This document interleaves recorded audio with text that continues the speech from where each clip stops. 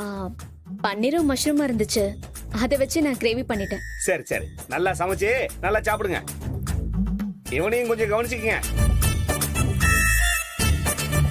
ஆளு கொஞ்சம் மெலிஞ்ச மாதிரி இருக்கியா?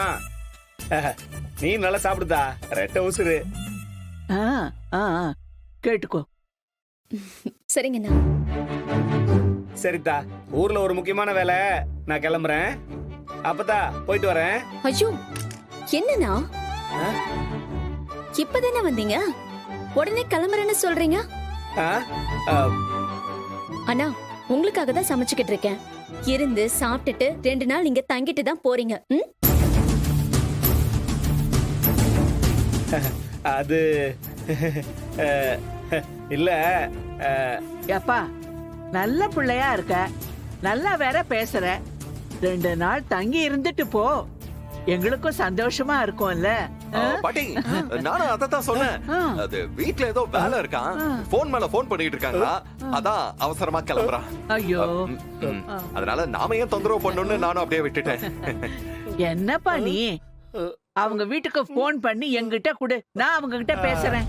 2 நாள் தங்கிட்டு தான் வருவான்னு சொல்றேன். இல்ல பத்தா, அங்க சிக்னல் கிடைக்காது, டவர் ப்ராப்ளம். அப்புறம் என்ன, இருந்து சாப்பிட்டுட்டாவது போ.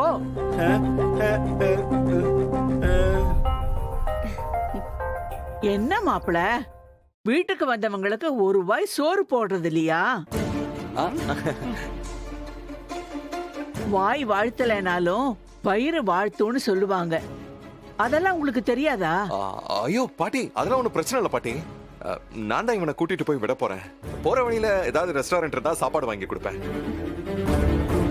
ஐயோ, ஆ, ஆ, ஏன்பா, வீடு தேடி வந்தவங்களுக்கு ஹோட்டல்லையா சாப்பாடு வாங்கி தருவீங்க? அண்ணா, கண்டிப்பா இருந்து சாப்பிட்டுட்டு தான் போகணும். சரியா? இப்ப அவசரமா கிளம்புனீங்கன்னு வைங்க, நாளை பின்ன உங்க வீட்டுக்கு வந்தனா பச்சை தண்ணி கூட குடிக்க மாட்டேன். என்னம்மா என்னம்மா தங்கச்சி, நீ இவ்வளவு பெரிய வார்த்தையெல்லாம் பேசுற? நீ இவ்வளவு சென்டிமெண்டா பேசுனதுக்கு அப்புறம் நான் எப்படிமா சாப்பிடாம போவேன்?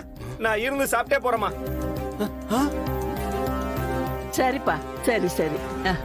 சரிங்க, நீங்க ஆபீஸ்க்கு கிளம்புங்க. நான் அண்ணனுக்கு சாப்பாடு போட்டு அனுப்பி வைக்கிறேன். இல்ல, நானும் அவன் கூட. ஏங்க, ஆபீஸ்ல நிறைய வேலை இருக்குன்னு தானே எங்க வீட்ல இருந்து என்ன அவசர அவசரமா கூட்டிட்டு வந்தீங்க. அப்புறம் என்ன,